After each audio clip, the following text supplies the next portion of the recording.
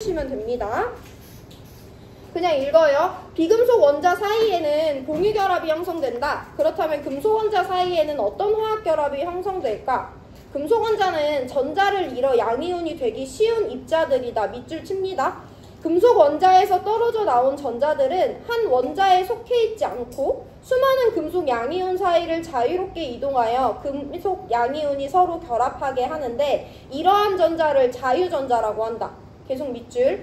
금속 양이온과 자유전자 사이에 작용하는 정전기적 인력으로 형성되는 결합을 금속결합이라 하고 금속결합으로 이루어진 결정을 금속결정이라고 한다.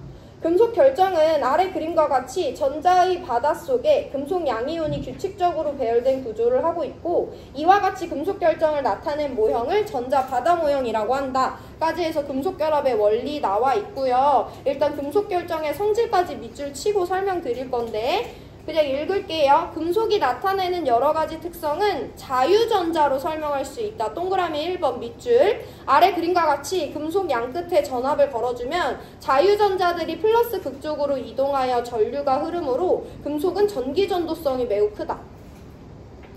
밑에 동그라미 2번. 금속을 가열하면 자유전자가 열에너지를 얻게 되는데 이 큰 열에너지를 가진 자유전자는 인접한 자유전자와 금속 양이온의 열에너지를 전달할 수 있어. 이동할 수 있으니까. 그러므로 금속은 열 전도성도 매우 크다. 넘어갑니다. 동그라미 3번이에요. 금속은 대부분 가느다란 실처럼 길게 늘릴 수 있는 연성과 얇은 팔처럼 넓게 펼칠 수 있는 전성이 크다.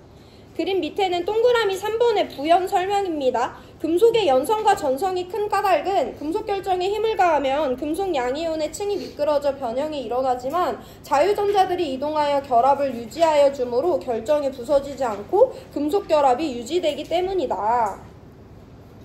그림 밑에 동그라미 4번입니다. 금속 양이온과 자유전자 사이에서는 강한 정전기적 인력이 작용하므로 금속 결합력은 매우 크다. 따라서 금속은 대부분 녹는 점이 높아 상온에서 고체 상태로 존재하고 단단하다. 까지 동그라미 4번이고요. 밑줄 이어서 쳐보면 예외로 알칼리 금속은 녹는 점이 낮고 무르며 수은은 상온에서 유일하게 액체 상태로 존재하는 금속이다. 라고 나와 있어요. 자, 우리 그러면 이제 금속결합의 원리를 먼저 설명해 볼 건데 금속결합은 어쨌든 금속끼리 있는 거잖아.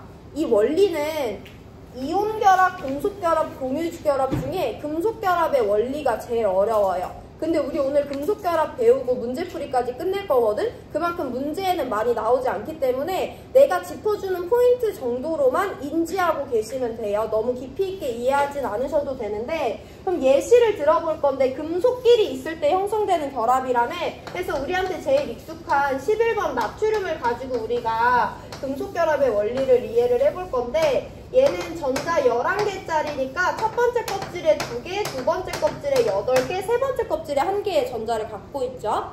나트륨 원자는 안정해, 불안정해? 불안정하지. 전자 몇 개를? 1개를 버리고 싶어 해. 그럼 아까처럼 내 옆에 비금속 염소가 있어. 그럼 이 전자 얘한테 버리면서 나트륨 플러스가 될 수 있잖아. 근데 지금 상황은 뭐냐면 내 옆에 누구밖에 없냐면 있어봤자 나랑 똑같이 전자를 버리고 싶은 금속만 있어요. 전자는 버리고 싶어도 옆에 받아줄 애가 있어야지 버릴 수 있거든요. 그래서 나트륨은 지금 전자를 누군가한테 일방적으로 버릴 수 없는 상황에 있습니다. 그럼에도 불구하고 나트륨은 안정해지고 싶기 때문에 저 자기가 갖고 있는 원자과 전자 1개를 버릴 수만 있으면 버리고 싶어. 근데 버릴 수 있대, 없대? 없대? 근데 저 전자 나한테 필요해, 안 필요해? 안 필요해. 그럼 내가 얘가 필요하지도 않은데 내가 얘를 꽁꽁 싸매고 있을 필요는 없잖아. 그래서 우리 이번 시간에 금속결합의 원리를 설명하기 위해서 나트륨을 어떻게 표현해 볼 거냐면 나트륨은요 이 전자 1개를 버리고 싶어요. 만약에 이 전자를 버리면 나트륨은 1가 플러스가 되잖아. 근데 이 전자 지금 버릴 수 있대, 없대? 없대. 해서 내가 나트륨 원자를 나트륨이 전자를 버리고 추구하고 있는 금속 양이온과 얘가 버리고 싶지만 버리지 못하는 전자 두 파트로 나눠서 그려볼 거예요. 그럼 다시 한번 볼게. 나 나트륨인데 내 옆에는 내 전자를 받아줄 비금속이 있는 것이 아니고 얘네들은 모두 다 금속에 둘러싸여 있어요. 근데 나트륨 원자들은 다 마지막 껍질에 있는 전자 하나를 버리고 싶기 때문에 일단 얘네들은 언제라도 전자를 버리기 위해서 이런 방식으로 대기를 하고 있어요. 그럼 우리 이 전자에 대해서 한번 이름을 다시 붙여볼 건데 이 전자는 얘가 어디다 버리지는 못했어. 근데 얘는 얘를 좋아해, 싫어해? 안 좋아하잖아. 버리고 싶으면 버리려고 하잖아요. 해서 이 전자를 어떻게 표현하냐면 금속 양이온이 자기 전자임에도 불구하고 자기한테 구속시키지 않고 어디라도 자유롭게 돌아다닐 수 있게 풀어준 상태라고 해서 금속 양이온과 자유전자 두 가지 파트로 나눠 있습니다. 그럼 우리가 얘네들을 어떻게 이해하면 되냐면 얘가 갖고 있던 원자과 전자인데 그 전자를 구속시키지 않기 때문에 이 전자들은 이 양이온 사이들을 자유롭게 돌아다니고 있는 상태다라고 이해하시면 돼요. 자, 그럼 얘들아 우리가 가정을 해서 이 자유전자의 중요성을 이해해 볼 건데 만약에 어디 버릴 데는 없지만 이 6개의 나트륨들이 안정해지기 위해서 자기가 갖고 있던 전자들을 모두 다 버렸어. 그럼 여기 있는 애들은 이 입자 자체는 전자 한 개를 버려서 전자 껍질이 가득 찬 나트륨 플러스가 되는 거잖아요. 얘는 안정하고 얘는 안정하고 얘는 다 안정해. 근데 나 양이온이잖아. 내 옆에 누구 있어? 양이온인데? 나 양이온인데 내 옆에 누구로 둘러싸여 있어? 양이온으로 둘러싸여 있잖아. 그럼 얘네 사이에 뭐가 작용할 수밖에 없어? 반발력이 작용할 수밖에 없어. 그럼 얘네들은 다 서로를 밀어내기 때문에 이 물질 자체는 안정하게 유지가 될 수 있어, 없어? 없는 거야. 해서 자유전자 역시나 어떤 역할이 있는 건데요. 얘네들 각각의 입자는 안정해지기 위해서 이 전자를 구속시키지는 않지만 이 전자가 여기 있어야만 얘와 얘 사이의 인력에 의해서 얘네들이 가까운 거리에 붙어 있을 수 있어.